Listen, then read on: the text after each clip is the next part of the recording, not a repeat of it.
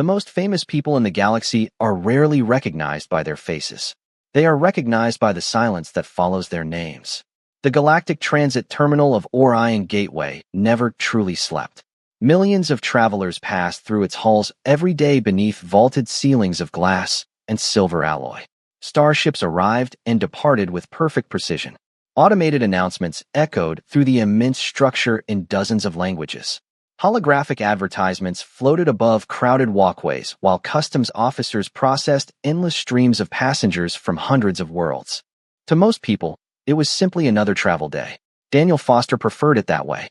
The 42-year-old human stood in line at Passport Control Sector 12, holding a small travel case and a cup of coffee that had already gone cold. His dark jacket showed signs of years of use. His hair had begun turning gray near the temples. Nothing about him attracted attention. That was exactly how he liked it. The line moved slowly. Travelers checked schedules. Families gathered luggage. Business representatives reviewed documents before important meetings.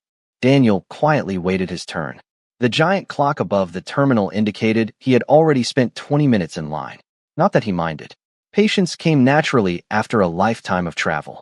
A child several positions ahead dropped a toy onto the polished floor. Daniel picked it up and returned it without a word. The grateful parent smiled. Daniel nodded politely and resumed waiting. Ordinary moments. Ordinary people. Exactly the sort of day he preferred. At the far end of the terminal, Passport Control Officer Sarah Valen processed arrivals with practiced efficiency. Her turquoise skin reflected the soft blue light of the scanner displays. Golden hair rested neatly across her shoulders beneath the standard uniform of the Galactic Transit Authority. Her glowing amber eyes moved quickly between identification screens and waiting passengers. Scan. Verify. Approve. The process repeated thousands of times every shift. Most travelers blurred together. Different faces. Different species. Similar paperwork. The work required concentration, but rarely excitement. Then Daniel reached the front of the line. Good afternoon, Sarah said professionally. Passport and travel authorization, please. Daniel handed over the documents. Afternoon. Sarah accepted the passport and placed it inside the scanner. The machine hummed softly. Another routine verification. Another ordinary traveler. Around them, the terminal continued operating as usual. Families moved through security gates. Cargo drones floated overhead. Arrival boards updated constantly with incoming flights from distant systems. Nobody paid attention to Sector 12. Why would they? Yet as the scanner completed its first pass, something unexpected happened. A small notification appeared on Sarah's screen. She frowned. The message disappeared before she could fully read it. Strange, she murmured. Daniel looked up from his coffee. Problem. Probably a software issue. Sarah initiated a second scan. The machine processed the passport again. This time the notification returned. Larger. Brighter. The scanner emitted a tone she had never heard before. Nearby officers glanced toward her station. Sarah's expression slowly changed. Not fear. Not yet. Confusion. She looked at the screen. Then at the passport. Then back at the screen. Around them, the terminal continued moving. Travelers walked past. Announcements echoed overhead. Nobody realized that in a matter of seconds, one ordinary travel document was about to turn an entire sector of the station completely silent. The strange notification refused to disappear. Sarah Valen stared at the scanner display while lines of encrypted text flickered across the screen. Passport Control Sector 12 had processed thousands of travelers that day, yet she had never seen anything remotely similar. The system normally displayed a standard identity summary within 2 seconds. Species, citizenship, travel permissions, security status. Simple, efficient, predictable. Daniel Foster's passport seemed determined to ignore those rules. Please give me a moment, Sarah said carefully. Daniel took another sip of his coffee. Take your time. The human's calmness only made the situation feel stranger. Nearby travelers began noticing the delay. A businessman from the Vega colonies glanced toward the counter. A family waiting behind Daniel shifted their luggage and exchanged curious looks. 2 security officers stationed near the transit gates subtly redirected their attention toward Sector 12. Sarah initiated another scan.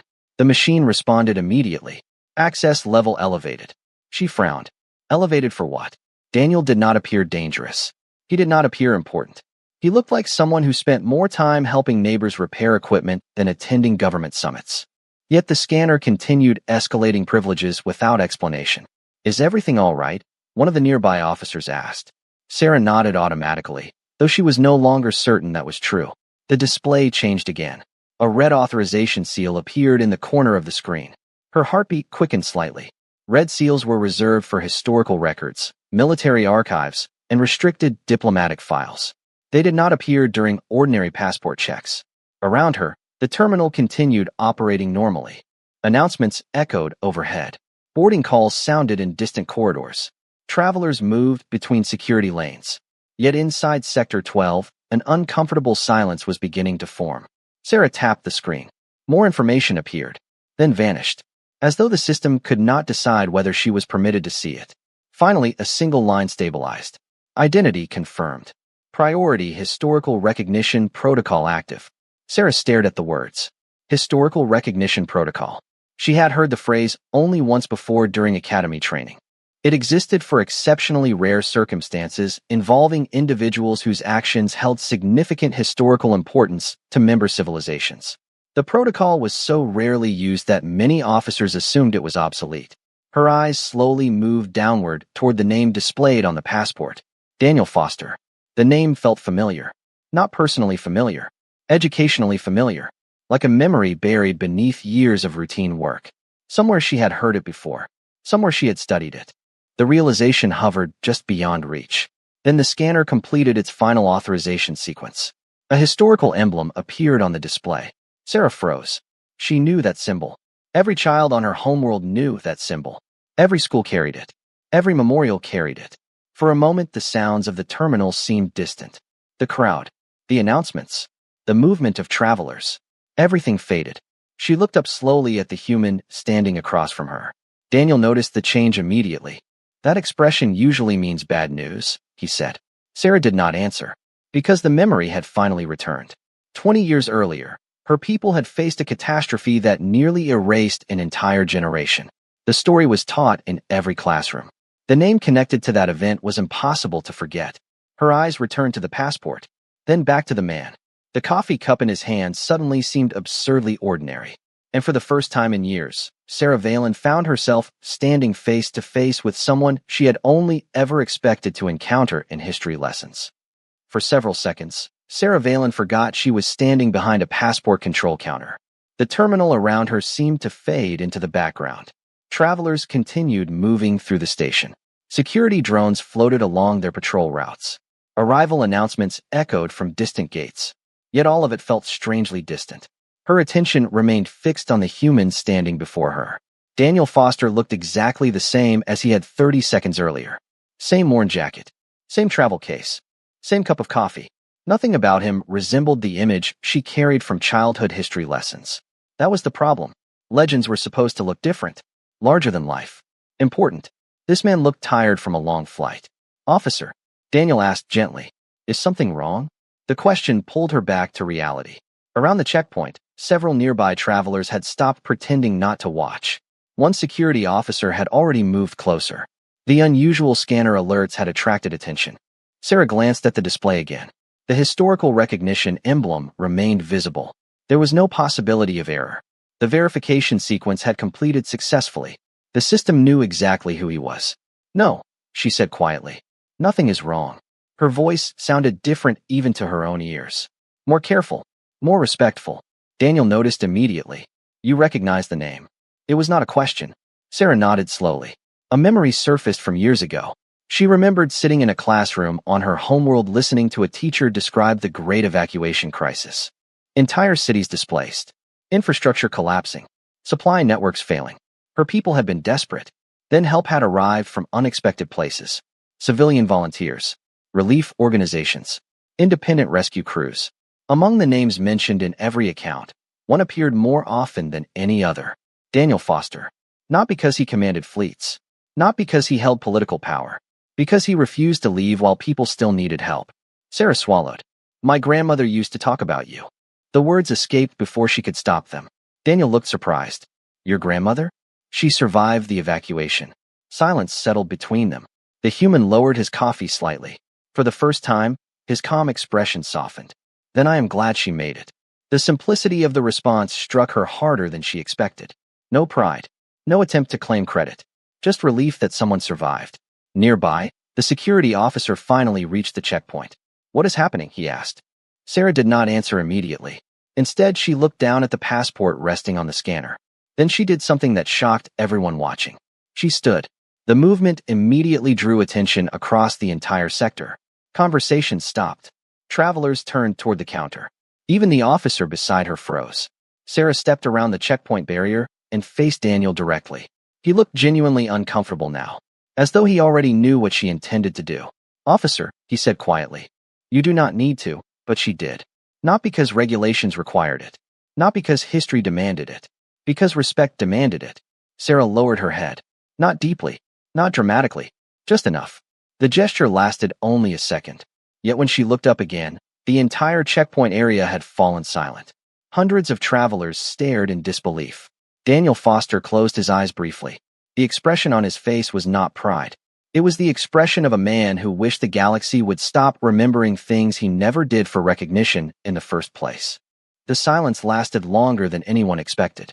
Hundreds of travelers stood frozen around Passport Control Sector 12, while Sarah Valen remained standing before Daniel Foster. The ordinary rhythm of the terminal had been disrupted by something no one could explain. Nearby security officers exchanged uncertain glances. Business travelers lowered their data pads. Families paused in the middle of conversations. Even the automated service drone seemed strangely out of place against the stillness. Daniel shifted uncomfortably and rubbed the back of his neck. "You really do not need to do that," he said quietly. Sarah straightened. "With respect, sir, I do." The title immediately caused another wave of whispers. "Sir." The word spread through the crowd almost as quickly as the bow itself. People began searching public databases from their wrist terminals. Others attempted to access passenger records. A few travelers quietly recorded the scene. Everyone wanted the same answer. Who was Daniel Foster? The security officer nearest the checkpoint finally stepped forward. "Officer Valen, perhaps you should explain what is happening." Sarah looked at him for several seconds. The answer felt impossible to summarize. How could she explain 20 years of history in a crowded transit terminal? How could she explain why an entire generation on her world knew a human name by heart? "My people teach about him in school," she said simply. The officer blinked. "A traveler. A rescuer." More silence followed. Daniel sighed softly. Not annoyed. Just tired. The reaction suggested he had experienced similar moments before. "Officer," he said gently, "I am only here to renew a travel authorization." The statement sounded absurdly normal given the circumstances. Several travelers actually laughed from nervousness. Sarah returned to the scanner and completed the remaining verification steps. Yet the system was not finished. Another notification appeared. This time a historical reference file automatically opened on her display. A photograph emerged. The image quality was old, grainy, faded by time. Yet the face remained unmistakable. A younger Daniel stood beside exhausted civilians wrapped in emergency blankets. Around him were members of Sarah's species. Children, families, elders, survivors. The date displayed beneath the image matched the year of the Great Evacuation Crisis. Her throat tightened. She remembered seeing that exact photograph as a child. Not in government archives. In textbooks. In museums. On memorial displays. The realization hit harder than before. The man standing in front of her was not important because governments honored him. He was important because ordinary people remembered him. A traveler standing several positions back suddenly spoke. "Wait." Everyone turned. The speaker stared at a personal tablet with widening eyes. "I found something." More passengers gathered around. The traveler looked up toward Daniel. "You never accepted the Galactic Medal of Service." Daniel appeared almost embarrassed. "I was busy." A few people laughed. Others simply stared. The answer sounded ridiculous until they realized he meant it. The records confirmed it. During the ceremony meant to honor him, he had been working another relief mission. Sarah looked at the human differently now. The history lessons had described a hero.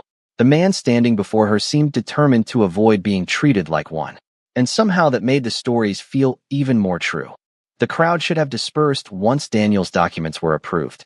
Instead, Passport Control Sector 12 became even more crowded. Travelers who had already completed inspection lingered nearby, pretending to check departure boards. Others sat on benches within view of the checkpoint. News of the unusual encounter spread through the terminal faster than any official announcement. Every few minutes, another curious passenger arrived, hoping to learn what everyone else seemed to know. Daniel found the entire situation deeply uncomfortable.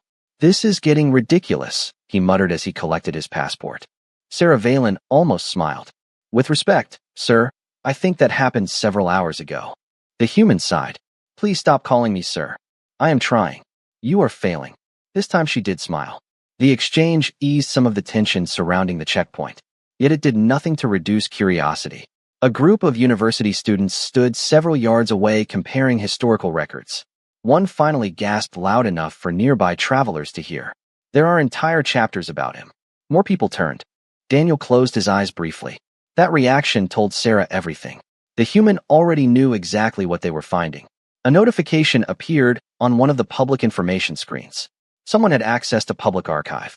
Within seconds, a historical image filled the display. It showed an emergency transport vessel surrounded by civilians. Medical tents stretched across a frozen landscape. Relief workers moved between rows of temporary shelters. Standing near the center of the image was a much younger Daniel Foster.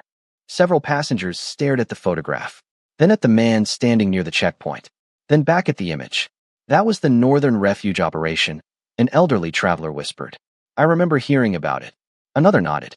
"My father volunteered there." More records followed.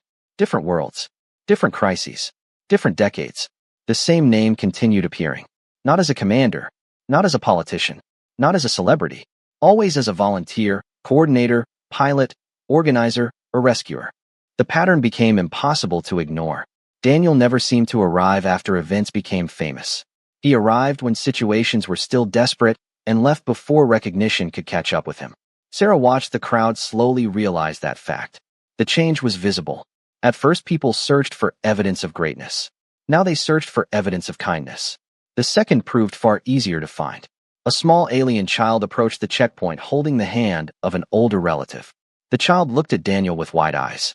"Were you really there?" The question carried none of the suspicion present earlier. Only wonder. Daniel crouched slightly so they could speak at eye level. "Probably. You helped all those people?" The human considered the question. "A lot of people helped." The child frowned. "But your name is always in the stories." Daniel smiled softly. "That just means somebody had to write the paperwork." Laughter spread through the nearby crowd. Even the child laughed. Yet Sarah noticed something important. Daniel never corrected the facts. He simply redirected attention away from himself, as though he genuinely believed the stories belonged to everyone except the person standing in the middle of them. The realization stayed with her. Because in all the years she had studied history, she had never met someone so determined to avoid becoming part of it. And somehow that made the respect people felt for him seem even more deserved. Daniel Foster finally escaped Passport Control Sector 12 nearly an hour after his documents had been approved. Or at least he tried to. The terminal's central concourse stretched ahead beneath towering glass arches illuminated by artificial daylight. Travelers flowed through the station like rivers crossing a continent. Yet wherever Daniel walked, small pockets of recognition seemed to follow. Not everyone knew his name, but enough people did. A transportation worker paused in the middle of a maintenance inspection. A cargo pilot stopped pushing a supply cart. An elderly traveler sitting near a departure gate slowly stood as the human passed. None of them interrupted him. None demanded attention. They simply watched. Sarah Valen noticed it immediately as she followed several steps behind. Her shift had technically ended 20 minutes earlier. Instead of leaving, she found herself curious. The history lessons had explained what Daniel Foster had done. They never explained what happened afterward. The answer appeared to be unfolding in front of her. At first, Daniel seemed unaware of the attention. Then an older alien woman approached him near a transit information kiosk. She moved slowly, leaning on a walking cane. "Excuse me," she said softly. Daniel stopped. The woman held out a faded photograph protected inside a transparent sleeve. "Would you sign this?" The human looked at the picture and immediately smiled. It showed a crowded refugee shelter from decades earlier. Hundreds of people stood beneath temporary emergency structures. Daniel appeared in the background carrying crates of supplies. "I have not seen this in years," he said. The woman laughed quietly. "My family keeps it on the wall." Daniel signed the corner of the photograph and returned it. "How is your family?" he asked. Sarah expected surprise. The event had happened decades ago, yet the human seemed to remember her. The woman's eyes widened. "You remember me? You used to organize food lines faster than anyone else." Daniel smiled. Nobody could ever find the correct paperwork. The woman laughed again, this time with tears in her eyes. Around them, more travelers had begun paying attention. Not because Daniel was famous. Because of the conversation itself. There was no performance. No speeches. Just two people remembering difficult years and the small acts that helped them survive. Sarah felt something shift inside her. The story she learned as a child always focused on major events. Crisis. Evacuation. Rescue operations. History lessons loved large numbers. Millions saved. Thousands relocated. Entire systems stabilized. Yet standing here, she realized those numbers had faces attached to them. Families. Children. Individuals. The scale of history often hid the people inside it. Another traveler approached. Then another. Each carried a different story. Different world. Different decade. The pattern remained the same. Daniel remembered details nobody expected him to remember. Names. Places. Conversations. A repaired generator. A missing shipment. A frightened child who later became a doctor. Small moments. Human moments. Sarah watched quietly from the edge of the gathering crowd. Earlier, she believed the mystery surrounding Daniel Foster was hidden in sealed records and historical archives. Now she understood she had been looking in the wrong place. The truth was standing right in front of her. The galaxy remembered him because he remembered them. And perhaps that was why the respect felt so different from ordinary fame. People were not honoring a legend. They were thanking someone who never forgot they existed. By late afternoon, the gathering around Daniel Foster had grown large enough that station management quietly redirected pedestrian traffic through adjacent concourses. Not because of any security concern. Quite the opposite. The situation remained remarkably peaceful. Travelers simply wanted to see him. Some carried photographs. Others brought old identification cards, faded documents, or personal keepsakes connected to moments they had never expected anyone else to remember. Daniel handled every interaction with the same quiet patience that seemed to define him. Sarah Valen watched from a nearby seating area as another elderly traveler approached. This one carried a small metal pendant attached to a worn chain. The alien man's hands trembled slightly as he held it out. "You gave this to me," he said. Daniel studied the pendant for several seconds before smiling. "Your generator failed during the winter storm." The man laughed in disbelief. "You remember that? You traded me 6 cups of terrible coffee for a replacement power regulator." Laughter spread through the surrounding crowd. The alien shook his head. "That coffee was excellent." "It was terrible." More laughter followed. The exchange felt so natural that Sarah almost forgot she was watching history unfold. Almost. Then she noticed something unusual. Every story seemed small. Not small in importance. Small in scale. A repaired generator. A shipment delivered on time. A shelter organized during bad weather. Missing medical supplies located before they were needed. Tiny acts. Ordinary acts. Yet somehow those ordinary moments connected to thousands of lives spread across dozens of worlds. Sarah began to understand something historians rarely discussed. History often focused on dramatic events because they were easy to record. But people remembered something else.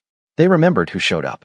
A transportation worker standing near the edge of the crowd suddenly activated a public archive search. A massive display screen hanging above the concourse illuminated. Several historical records appeared. Daniel immediately groaned. "Please do not do that." Nobody listened. The first archive showed casualty projections from the Great Evacuation Crisis. Millions at risk. The second showed revised estimates after relief operations concluded. The difference was staggering. Gasps echoed through the crowd. Then another archive appeared. Relief mission reports. Resource delivery schedules. Emergency transport manifests. Daniel's name appeared repeatedly throughout the records. Not always as leader. Sometimes not even prominently. Yet it was there. Again and again. A young student studying the screen looked confused. Why does the same name keep appearing? No one answered immediately. Finally, Sarah found herself speaking. Because he kept going. The crowd turned toward her. She surprised herself as much as anyone else. Yet the words felt right. "Most people help once," she continued. "Then they return home." Her gaze shifted toward Daniel. He kept showing up. Silence followed. Not uncomfortable silence. Thoughtful silence. The kind that settles over people when they finally understand something important. Daniel rubbed his forehead and looked genuinely embarrassed by the attention. "You are all making this much bigger than it was." Several travelers immediately protested. One woman laughed.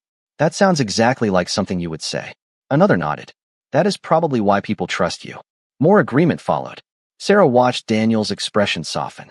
For the first time all day, he seemed unable to find a response. And in that moment, she realized the stories were not wrong. The galaxy remembered him because he never treated helping people as something extraordinary. To him, it was simply what needed to be done. Perhaps that was why so many worlds had never forgotten his name. As evening settled across Orion Gateway, the crowds finally began thinning. Departure schedules resumed their normal rhythm. Security barriers were removed. Public announcements returned to routine travel information instead of requests for patience and alternate routing. Yet one thing had not changed. People still stopped when they saw Daniel Foster. They no longer gathered in large groups. The excitement had faded into something quieter, more personal, more sincere. Sarah Valen sat across from him at a small cafe overlooking the central concourse. The station lights reflected against enormous observation windows where ships drifted beyond the glass like moving stars. For the first time all day, Daniel appeared relaxed. The crowd had given him space. The constant attention had finally eased. A steaming cup of tea rested between his hands. "I owe you an apology," Sarah said. Daniel looked up. "For what?" "I accidentally turned passport control into a historical event." The human laughed softly. "You were probably not responsible for that." I bowed. "You did. That started everything." Daniel considered the point for a moment. "Fair enough." Sarah smiled. Around them, travelers moved through the cafe carrying luggage and boarding passes. A few recognized Daniel. None interrupted. Most simply nodded politely before continuing on their way. The respect felt different now. Less like fascination. More like gratitude. "Can I ask you something?" Sarah said. "Of course. Why did you never tell anyone?" Daniel raised an eyebrow. "Tell them what?" "Everything." She gestured toward the terminal outside. "The evacuations. The rescue missions. The worlds you helped." The human stared through the observation window for several seconds. A cargo transport slowly departed the station, its engines glowing softly against the darkness. "Because those stories were never really about me." Sarah expected that answer. Yet hearing it still felt strange. Most people would not think that way. Most people would be wrong. The response carried no arrogance. Only certainty. Silence settled between them. Then a notification appeared on the cafe's public display screen. A news report had just been released. The title immediately caught Sarah's attention. "Unsung Human Hero Recognized at Orion Gateway." Daniel groaned the moment he saw it. "That is unfortunate." Sarah laughed. "You are on every network in the sector. That is exactly what makes it unfortunate." The report began playing automatically. Historical images filled the screen. Relief operations. Emergency shelters. Supply transports. Archive footage from worlds scattered across the galaxy. Patrons throughout the cafe gradually stopped talking as they watched. Then something unexpected happened. The report ended not with statistics or medals, but with recorded testimonials. Ordinary people appeared one after another. A teacher, a pilot, a doctor, a mechanic. Different species, different planets, different lives. Each told a simple story about a moment when Daniel Foster showed up. A shipment arriving when supplies ran out. A transport flight during a storm. A generator repaired before winter. Small moments. Human moments. Sarah noticed something then. None of the speakers described Daniel as a hero. They described him as someone who stayed. Someone who cared enough not to leave. The distinction mattered. When the report ended, the cafe remained quiet for several seconds. Then conversations resumed. Daniel took a sip of tea and stared out at the stars beyond the station windows. "You know," Sarah said softly, "most names are remembered because they belong to rulers, generals, or celebrities." Daniel smiled faintly. "That sounds exhausting too." Sarah looked at him and finally understood what history lessons had missed. The galaxy remembered Daniel Foster because he never tried to become important. He simply kept showing up whenever someone needed help. And somehow, over time, that became far more difficult to forget. The next morning, Orion Gateway returned to normal, at least on the surface. Departure boards updated. Security lines moved steadily. Cargo crews loaded transports bound for distant systems. Millions of travelers continued their journeys without interruption. Yet traces of the previous day remained scattered throughout the station like echoes. News reports still circulated across public networks. Historical articles remained among the most viewed topics in multiple sectors. And somewhere inside thousands of homes, families were telling old stories again. Daniel Foster stood at Gate 71 waiting for boarding authorization. His travel case rested beside his chair. A fresh cup of coffee steamed gently in his hand. The scene looked almost identical to countless mornings before it. That seemed appropriate. Sarah Valen approached carrying a small data tablet. Her shift would begin in less than an hour, yet she had come anyway. You are leaving. Daniel glanced up and smiled. That was always the plan. She sat beside him. Through the enormous observation windows, a silver transport vessel waited at the docking platform. Beyond it stretched an ocean of stars. Do you ever stay anywhere for long? She asked. Daniel considered the question. Sometimes. Not often. No, Sarah nodded. The answer fit everything she had learned. People remembered Daniel because he arrived when needed. But arriving always implied leaving eventually. For a moment, neither spoke. Travelers passed nearby pulling luggage and checking schedules. Most paid no attention. A few recognized the human and quietly nodded in greeting. Daniel returned each nod with the same polite smile. No ceremony. No performance. Just acknowledgement. The boarding announcement finally sounded overhead. Passengers for Transport 84, please proceed to final boarding. Daniel stood and picked up his case. Before you go, Sarah said, there is something I never asked. He waited. After everything that happened yesterday, after all those people remembered you, after seeing what your name means across the galaxy, she hesitated. What do you think when you hear those stories? Daniel looked through the observation window toward the waiting ship. The answer took several seconds. Mostly. A faint smile touched his face. I think about everyone who never made it into the stories. Sarah frowned slightly. What do you mean? The pilots who flew extra shifts. The doctors who stayed awake another 12 hours.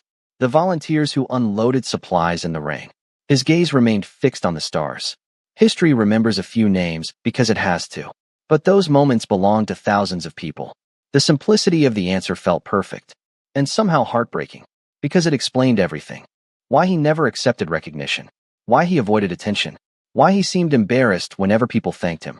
Daniel Foster genuinely believed the stories belonged to everyone else. Final boarding call echoed through the terminal.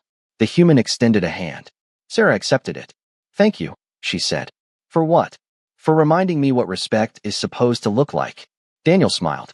Then he picked up his case and walked toward the boarding gate. No escort. No ceremony. No applause. Just another traveler continuing his journey. Sarah watched until he disappeared through the airlock. Minutes later, the transport slowly departed the station. Its engines illuminated the darkness beyond the glass before fading into the stars. Around her, Orion Gateway continued its endless rhythm of arrivals and departures. Yet for a brief moment, Sarah stood perfectly still. Somewhere out there, Daniel Foster was already moving toward another destination. Another world. Another ordinary day. Some names were remembered because they ruled. Some because they conquered. His was remembered because whenever people needed help, he showed up. And then, when the work was finished, he quietly moved on.